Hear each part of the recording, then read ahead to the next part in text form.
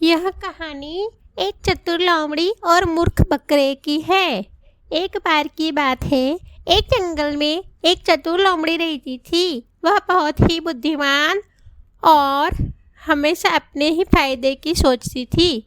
उसके पास अद्भुत योजनाएं होती थी। उसी जंगल में एक मूर्ख बकरा भी रहता था। वह बहुत ही आलसी और नासमझ था। उसे केवल खाने की चिंता होती थी और वह हमेशा अपने आलस्य में उलझा रहता था। एक दिन चतुर लोमड़ी ने एक योजना बनाई। वह जानती थी कि मूर्ख बकरा उसके पीछे पीछे आएगा।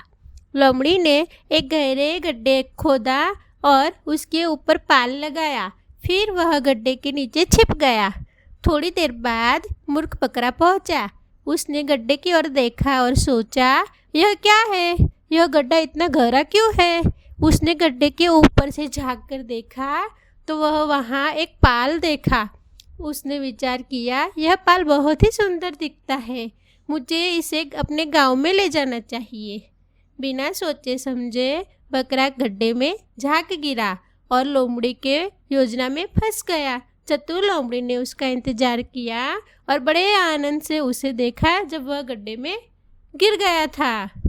इस कहानी से हमें यह सीखने को मिलता है कि चतुरता हमेशा बड़े आलसीता से जीतती है और लोमड़ी की चालाकी ने उसे कामयाब बनाया, जबकि बकरा की मूर्खता उसे मुश्किल में डाल दिया।